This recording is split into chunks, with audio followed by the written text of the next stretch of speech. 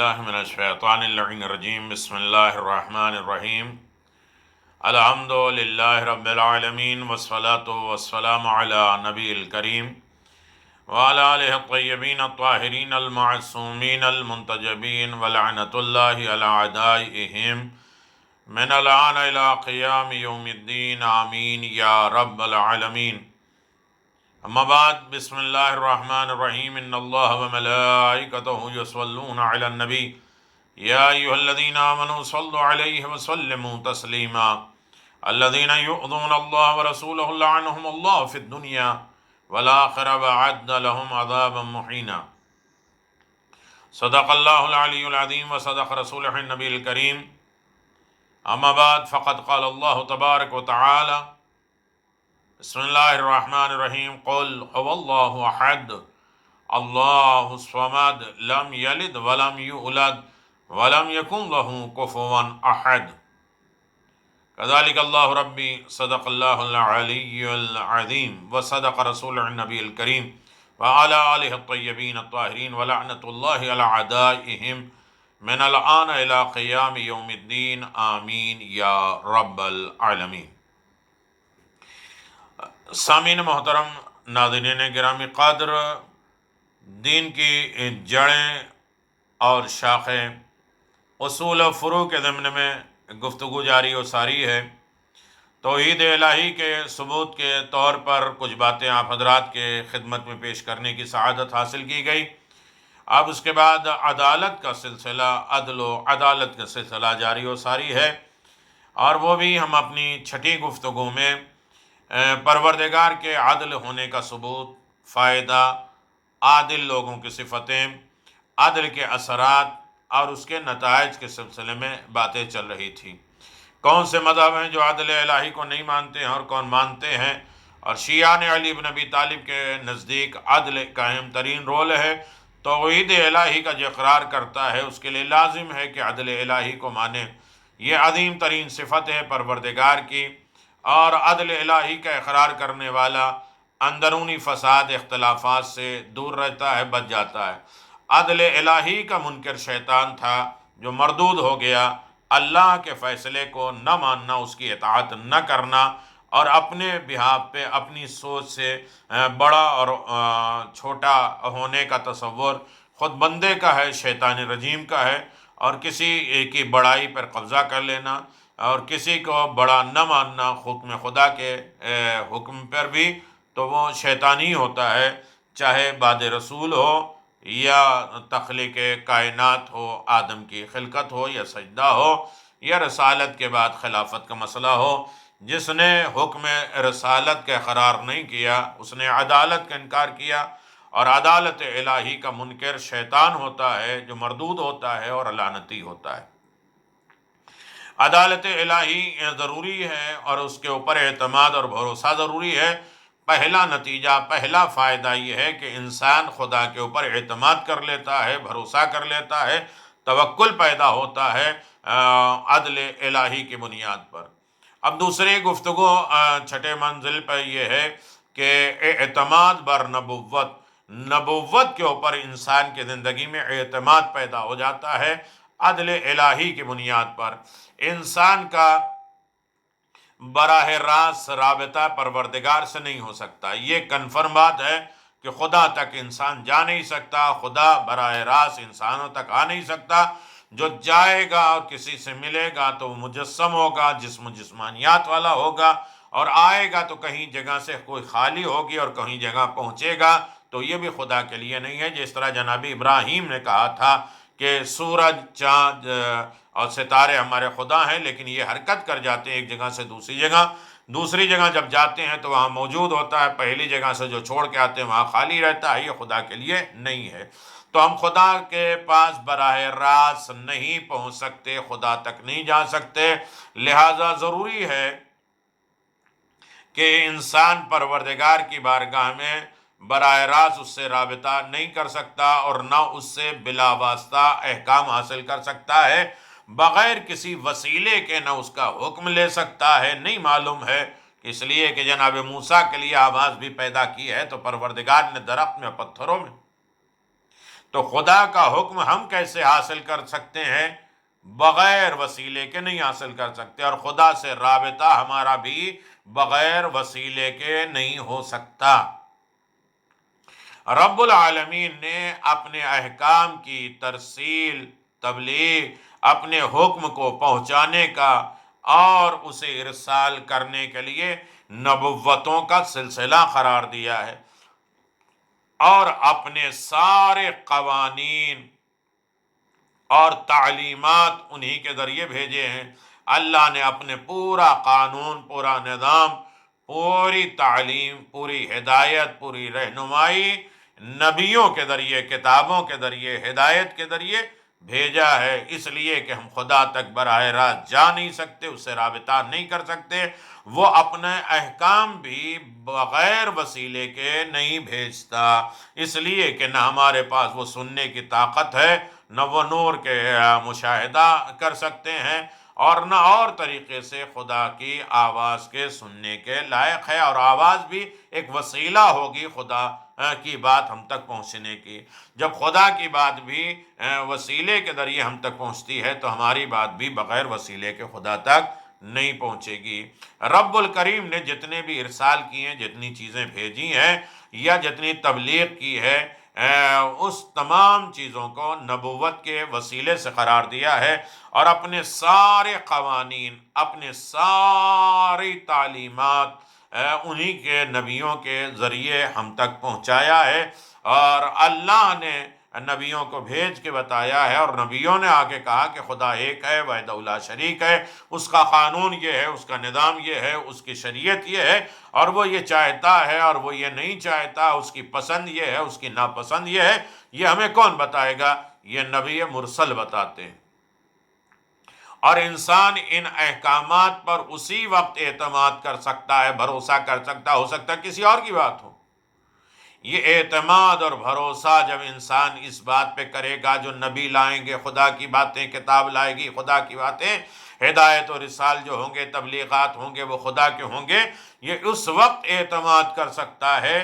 جب وہ واسطہ اور ذریعہ کے قابل اعتماد سمجھے۔ جو اللہ نے واسطہ بنایا ہے، جو ہدایت بنایا ہے جبریل کے ذریعے، نبوت کے ذریعے، اس پر اعتماد کرنا ہوگا اور اس پر یقین کرنا ہوگا، اس پر بھروسہ کرنا پڑے گا، ورنہ احکام کا کوئی اعتبار نہیں رہ جائے گا۔ بھیجنے والا اگر انسان نہیں سمجھتا، جو لانے والا اس کے اوپر اعتماد اور بھروسہ نہ ہو، وہ ہو سکتا ہے وہ اپنی مرضی سے کہہ رہا ہو، اپنی طرف سے کہہ رہا ہو۔ اگر یہ ہو جائے تو انسان خدا کے اوپر اعتماد نہیں کر سکتا۔ خدا کے اوپر اعتماد کرنے کا بہترین وسیلہ ہے جسے خدا نے بھیجا ہے، اس کی ذات پر اعتماد اور بھروسہ کیا جائے، اور حکم الہی کو ان کے ذریعے سے حاصل کیا جائے۔ واسطے کے قابل اعتماد ہونے کے لیے یہ انتظام کیا گیا ہے کہ ہر نبوت کا دعوے دار کوئی ایسا کمال پیش کرے، جتنے بھی نبوت کے دعوے کرنے والے ہیں، دعوے دار ہیں، ایسا کمال پیش کرے جو کائنات بشریت کے امکان میں نہ ہو۔ تب تو یقین کر سکتے ہیں کہ یہ کوئی اور فرد ہے، یہ خدا کا نمائندہ ہے، خدا کی باتیں لے کر آیا ہے۔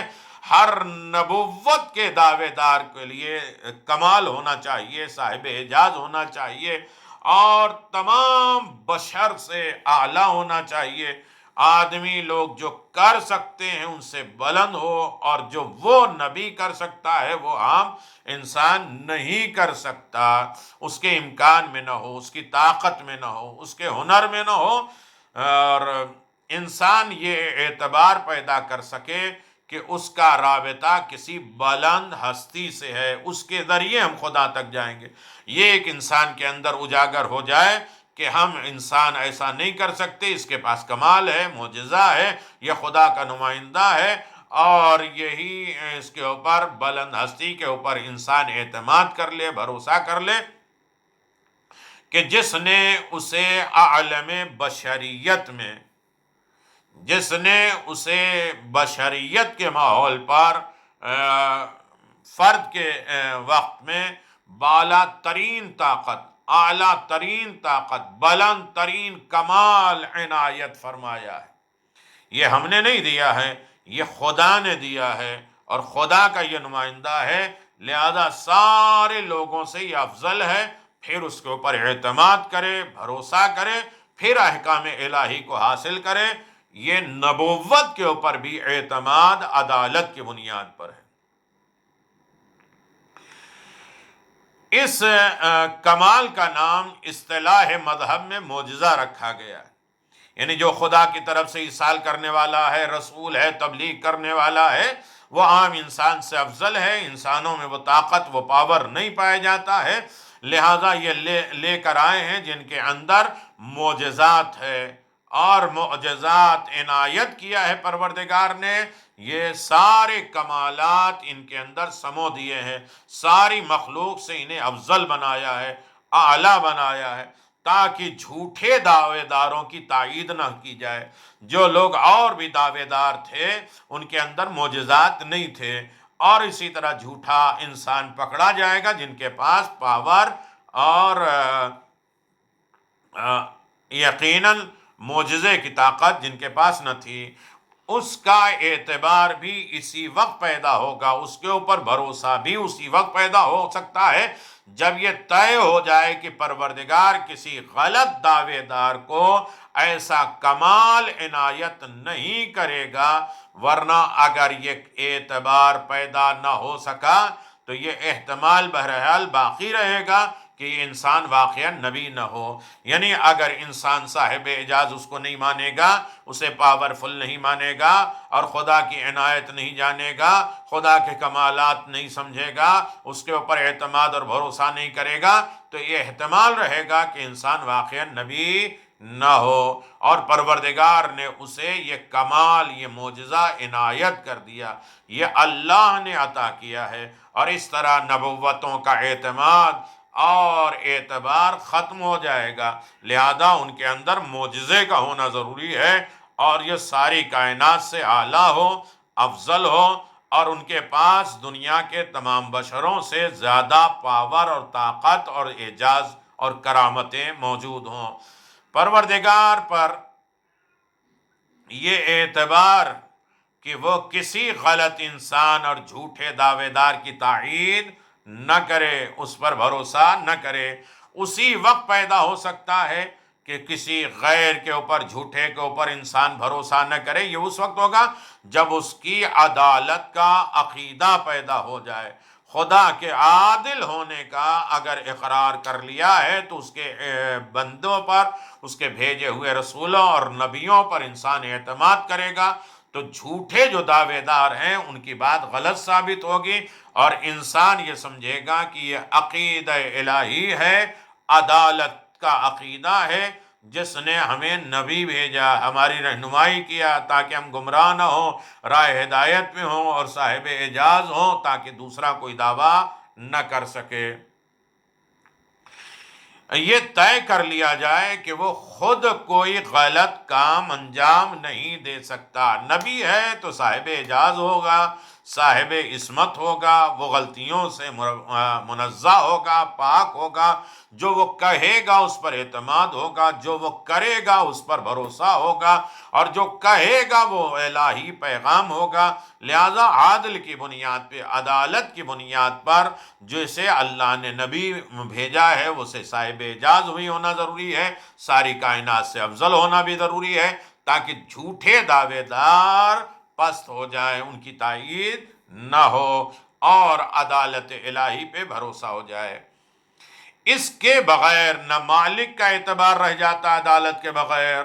اور نہ نمائندے کا، نہ خدا کے بھیجے ہوئے بندے کا بھی اعتماد ہو سکتا ہے بغیر عدالت کے۔ اگر انسان عادل ہے تو خدا مند عالم کے اوپر بھی بھروسہ کرے گا، اور خدا کے بھیجے ہوئے بندے پر بھی بھروسہ کرے گا، عدالت کی بنیاد پر۔ عدالت خدا کا انکار، ذات واجب سے اعتماد لینا۔ عدالت خدا کا انکار، ذات واجب سے اعتماد اٹھا لینے اور نبوتوں سے انکار کر دینے کے مترادف ہے۔ اگر انسان خدا کی عدالت کا انکار کر دے تو اصل میں پروردگار کی ذات ہی سے انسان نے انکار کر دیا، نبوتوں سے انکار کر دیا، توحید الہی سے انکار کر دیا۔ جب عادل نہیں مانو گے تو نہ تم نے توحید کو مانا ہے، نہ وجود پروردگار کو مانا ہے، نہ نبی کو مانا ہے، نہ رسول کو مانا ہے، نہ ہدایت کو مانا ہے، نہ دین کو مانا ہے، نہ جڑ، نہ اصول، نہ فروع، کچھ بھی نہیں مانا ہے۔ عدالت کے اوپر ساری چیزیں منحصر ہیں، ڈیپینڈ ہیں، اور انسان عدالت الہی کا منکر ہو جائے تو وجود الہی کا منکر ہو جائے گا، نبوت کا منکر ہو جائے گا، دین کا منکر ہو جائے گا۔ اور ایسا انسان مسلمان کہے جانے کے قابل نہیں ہے جو وجود الہی کا انکار کر دے، نبوت کا انکار کر دے، توحید الہی کا انکار کر دے توحید عدالت کی بنیاد پر، تو وہ مسلمان بھی نہیں رہتا۔ جو نظام کائنات کو دیکھنے کے بعد بھی اس کی عدالت یا اس کی عطا کیے ہوئے کمال پر اعتماد نہ کر سکے، وہ مسلمان نہیں ہے۔ یہ اس کی عطا، اس کے کمالات، اس کے نظم، اس میں نظم، اس کی حکومت، اس کی ترتیب، اس کا سسٹم، سب کچھ دیکھنے کے بعد عدالت الہی کا اگر انکار کر دے تو اصل میں اس کی عطا اور اس کے کمال کے اوپر انسان نے اعتماد نہیں کیا، بھروسہ نہیں کیا۔ جو اس کے کمال اور اعتماد پر بھروسہ نہ کرے وہ انسان کہے جانے کے قابل نہیں ہے، مسلمان نہیں ہے۔ لہذا نبوت کے اوپر بھی اعتماد یہ اثر اور نتیجہ ہے عدالت الہی کا۔ ایک اور نتیجہ اور ایک اور اثر عدالت الہی کا ہے کہ احساس مسئولیت پیدا ہو جاتی ہے۔ انسان کے اندر ڈیوٹی اور ذمہ داری کے فرائض، ذمہ داری کا احساس پیدا ہو جاتا ہے۔ کسی بھی حاکم کو غیر عادل، ظالم تصور کر لیا جائے، کسی بھی حاکم کو غیر عادل اور ظالم اگر مان لیا جائے تو اس کے احکام کی طرف سے کسی طرح کی ذمہ داری کا احساس نہیں پیدا ہوتا ہے۔ جب اس کو نہیں مانیں گے تو اس کی کیسے بات مانیں گے؟ اگر اسے ہم غیر عادل مانیں گے، ظالم تصور کریں گے تو اس کی کسی بات پر ہم عمل نہیں کریں گے، ہماری ذمہ داری کا احساس نہیں پیدا ہوگا۔ کہ وہ جب خود ہی کسی ذمہ دار کا احساس نہیں کرتا، جب وہ خود اسے عادل نہیں مانتا، اسے ظالم مانتا ہے، تو اس کی کسی بات پہ بھروسہ نہیں ہوگا، ذمہ داری نہیں ہوگی، اور اس کے کسی کام کا اعتبار نہیں پیدا ہوگا۔ تو اس کی طرف سے احساس ذمہ داری پیدا کرنے اور اس سے کسی نتیجے کی توقع کرنے کی کوئی وجہ کائنات میں نہیں پائی جاتی ہے، کوئی بھی وجہ نہیں پائی جاتی ہے۔ لہذا جسے مان رہے پہلے اسے عادل مانو، اسے ظالم نہ مانو، تاکہ اس کی بات پر انسان اعتماد کر سکے اور اپنی ذمہ داری کا احساس کر سکے اور اسے کسی نتیجے اور توقع تک لے جانے کے لائق قرار دے۔ اسلام نے اسی نقطے کے پیش نظر، اسی ذمہ داری کی بنیاد پر عدالت الہی کے عقیدے کو اپنی بنیادی عقائد میں شامل کیا ہے۔ عدالت الہی کے عقیدے کو اپنی بنیادی عقائد میں اس نے شامل کر دیا ہے کہ عدالت کے بغیر کچھ بھی نہیں ہے۔ اسلام وہ چاہتا ہے کہ بندہ عادل پروردگار کو مانے، اور عادل کو مانے گا توحید الہی میں عدل ہوگا، نبوت میں عدالت ہوگی، نبوت کے تمام احکامات میں عدالت ہوگی، تو اسے احساس ذمہ داری جاگے گی اور صحیح طریقے سے انسان اس پر عمل کرنے کے لائق ہوگا۔ انسان میں یہ ذمہ داری کا احساس پیدا ہو کہ وہ یہ سمجھ لے کہ جب مالک کائنات، مالک کل ہونے کے بعد اپنی ذمہ داریاں خود قرار دے رہا ہے، مالک کائنات ہونے کے بعد بھی اپنی ذمہ داری، رزق دینا میرا کام ہے، ہدایت دینا میرا کام ہے، اور گمراہی سے بچانا میرا کام ہے، عزت دینا میرا کام ہے، خالق مالک ہونے کے بعد بھی وہ مالک کل ہونے کے بعد اپنی ذمہ داریاں خود قرار دے رہا ہے اور اس پر عمل بھی کرتا ہے، تو دیگر افراد کا کیا ذکر ہے؟ تو لہذا جتنے لوگ ہوں گے وہ بھی عادل ہوں، انہی کو بہرحال ذمہ داری کا احساس کرنا چاہیے،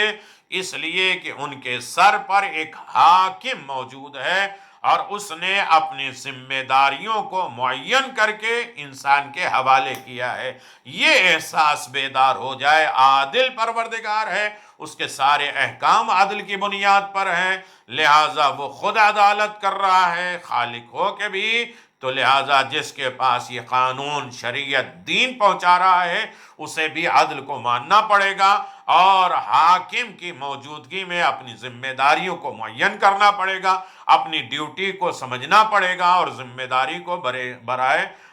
کار لانے کی کوشش کرنا چاہیے۔ یہ سب انسان کے حوالے کیا گیا، انسان کے لیے مخصوص کیا گیا ہے، اور انسان کو ذمہ داری کا احساس دلایا گیا ہے، اس لیے کہ اسلام خدائے عادل کو مانتا ہے، پیغمبر بھی عادل، دین بھی عادل، شریعت بھی عادل، اور اس عدالت کے ماننے کے بعد انسان کے اندر احساس ذمہ داری پیدا ہو جائے۔ یہ ہے عدالت کا نتیجہ، یہ ہے عدالت کے اثرات، یہ عدالت کے بینیفٹ، یہ عدالت کے فائدے موجود ہیں کہ خدا کا عادل ہونا لازم ہے، ضروری ہے، تاکہ انسان اس پر اعتماد کرے، اس کے نبیوں پر اعتماد کرے، اور احساس ذمہ داری انسان کے اندر پیدا ہو جائے۔ ایک اور قدم کی طرف ہم آگے بڑھتے ہیں کہ عدالت کے اثرات، اس کے نتیجے اور اس کے بینیفٹ، اور عدالت کی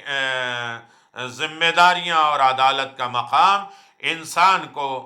جب یہ اعتبار پیدا ہو جائے، جب بھروسہ پیدا ہو جائے کہ ہمارا کوئی نیک عمل ضائع ہونے والا نہیں ہے، انسان کے اندر یہ دل میں اطمینان پیدا ہو جائے کہ جو بھی ہم نیکی کر رہے ہیں وہ ضائع اور برباد نہیں ہونے والا۔ اگر خدا کو عادل نہیں مانیں گے تو انسان کے اندر یہ احساس پیدا ہی نہیں ہوگا کہ پتہ نہیں کب ہماری نیکی بدل جائے، خراب ہو جائے، ان کے حوالے کر دیا جائے، ان کو نمازیں دے دی جائیں، اس کو روزہ دے دیا جائے۔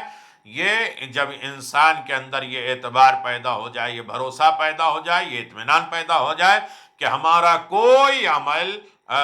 نیک عمل ضائع برباد ہونے والا نہیں ہے، اور ایک نہ ایک دن اس کا انعام ضرور ملے گا، اور اسی طرح ہماری کوئی برائی یا کمزوری چھپنے والی نہیں ہے، ہماری کوئی بھی برائی یا کمزوری چھپنے والی نہیں ہے، اور ایک نہ ایک دن اس کی سزا ضرور ملے گی۔ اگر یہ عقیدہ کر لیا، یہ اعتبار کر لیا ہے کہ نیکی بدلے گی نہیں اور برائی کی سزا ہمیں اٹھانا پڑے گا، تو اس میں خود بخود تحریک عمل، انسان عمل کی طرف حرکت کرنے کے لیے آمادہ ہو جائے گا، اور وہ ہر نیک کام کی طرف قدم بڑھانے لگے گا، ہر برائی سے پرہیز کرنے لگے گا۔ یہ کس بنیاد پہ؟ عدالت کی بنیاد پر، کہ ہماری نیکی کسی کو دے گا نہیں اور برائی کے سزا میں برداشت کرنا پڑے گا۔ یہ اگر احساس ہو جائے تو یقیناً انسان اچھے عمل کی طرف قدم بڑھائے گا، برائی سے رک جائے گا۔ یہ کس بنیاد پہ ہے؟ عدالت کی بنیاد پر۔ اس کے برخلاف اگر یہ احساس فنا ہو جائے، برباد ہو جائے، یہ انسان کے اندر یہ احساس ہی نہ پیدا ہو کہ نیکی ہماری برباد نہیں ہوگی اور ہماری برائیوں پر ہمیں سزا نہیں ملے گی، یہ اگر فنا ہو جائے، یہ برباد ہو جائے، یہ لٹ جائے، اور اس پر انسان کو اعتماد نہ ہو، تو نہ نیکیوں کے انجام دینے کا جذبہ رہ جاتا ہے اور نہ برائیوں سے پرہیز کرنے کا حوصلہ رہ جاتا ہے۔ انسان کے پاس کیا رہ جائے گا؟ کچھ بھی نہیں رہ جاتا۔ دنیا کے سارے نظاموں کی ایک کمزوری یہ بھی ہے، ہر حکومت، ہر قانون کی یہ کمزوری ہے کہ اس کے پاس عادلانہ نظام نہیں ہے، عادلانہ نظام جزا اور سزا نہیں ہے۔ کس کو سزا دو گے، کس کو جزا دو گے، تمہارے پاس کیا ہے؟ اسی لیے اپنے مجرموں کو جلدی سزا دے دیتے ہیں کہ ہاتھ سے چلا نہ جائے۔ اللہ نے ایک دن تو رکھا ہی ہے جزا اور سزا کا، تو کائنات کے نظاموں میں کمزوری ہے کہ اس کے پاس عادلانہ نظام ہے، جزا ثواب اور عذاب کا کوئی راستہ ان کے پاس نہیں ہے، اور اس کے نتیجے میں ہر انسان نیکیوں سے گریز کرنے کے راستے تلاش کرتا ہے، ہر انسان نیکیوں سے بچنے کے راستے تلاش کرتا ہے، لوٹ لو، کھا لو، چھوڑ لو، اس لیے کہ کون ہے، کون اجر و ثواب دے گا، کون دیکھنے والا، کون حساب و کتاب لینے والا۔ جب یہ اعتماد نہ پیدا ہو جائے تو انسان کے اندر تحریک عمل کام نہیں کرتا، انسان اچھے کام کے لیے آمادہ نہیں ہوتا۔ کس بنیاد پر؟ انسان کے پاس عدالت نہیں ہوتی، عدالت نظام نہیں ہوتا، اور برائیوں کے انجام دینے کی فکر میں رہتا ہے، کب کس کو رسوا کریں، کس کو ذلیل کریں، کس کی باتیں کریں، کس کی غیبت کریں۔ یہ کس بنیاد پر ہے؟ اس لیے کہ اس کو یقینی نہیں ہے کہ ایک دن سزا کا دن ہے اور ایک دن جزا کا دن ہے، جہاں ایک عادل کے فیصلے ہوں گے اور نیکوکار کو اجر و ثواب ملے گا اور برائی کرنے والے کو اس کی سزا ملے گی۔ اگر یہ انسان کے اوپر اعتماد ہو جائے تو اچھے کام کی طرف تحریک کرے گا۔ یہ کس بنیاد پر؟ عدالت کی بنیاد پہ یہ چیزیں قائم ہوگی۔ عدالت الہی کا منکر انسان نہ اچھائیوں کا لحاظ کرے گا اور نہ برائیوں سے پرہیز کرے گا۔ اسلام اس فطری کمزوری سے باخبر تھا۔ یہ نیچر والی جو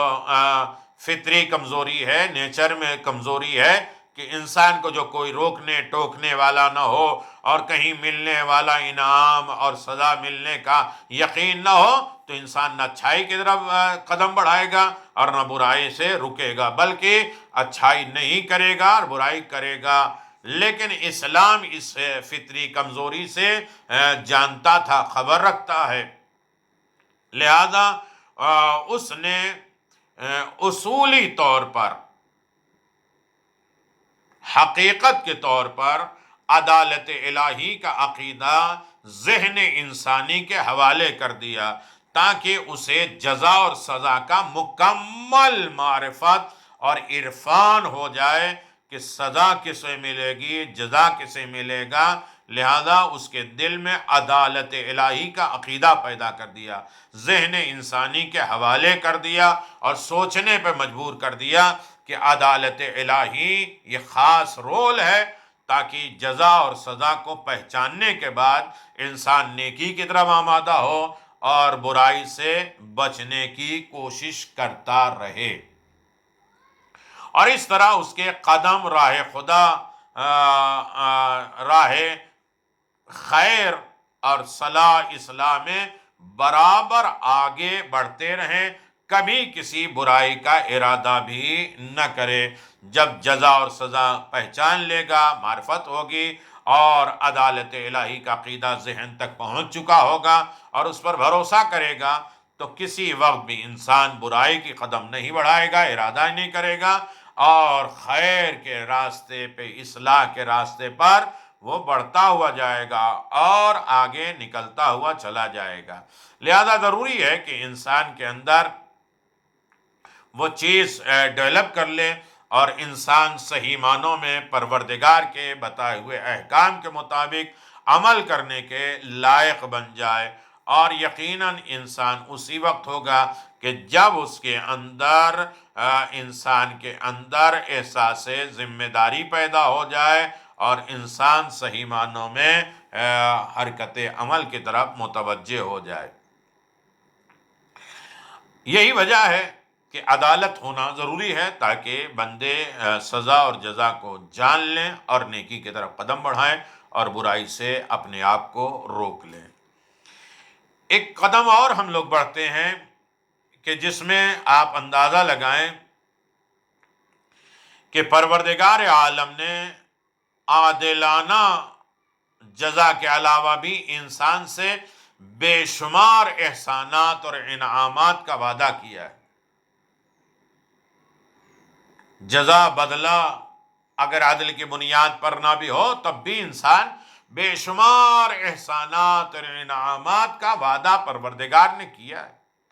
جو مختلف اعمال پہ عطا کرتا ہے۔ تم یہ کرو گے تو ہم تمہیں یہ دیں گے، تم اچھائی بولو گے، ایک لفظ بولو گے تو 10 گنا دیں گے، ایک زیارت کرو گے تو 70 گنا دیں گے۔ یہ اس کے احسانات ہیں۔ ایک صلوات پڑھو گے تو گناہ مٹا دیں گے، نیکیاں رائج کر لیں گے۔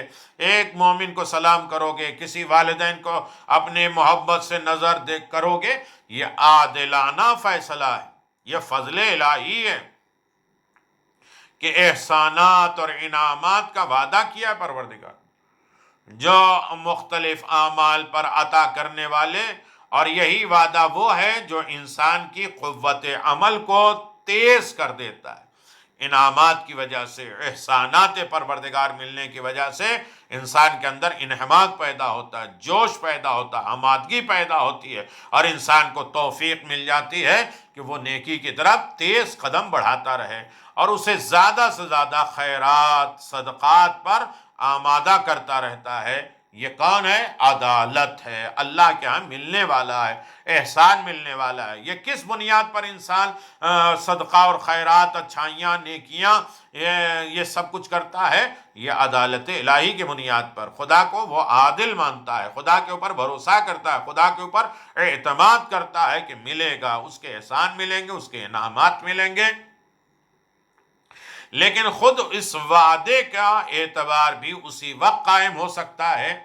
جب صاحب وعدہ کو عادل تسلیم کیا جائے۔ بہت سے لوگ وعدہ کرتے ہیں، مکر جاتے ہیں، وہ عادل نہیں ہوتے۔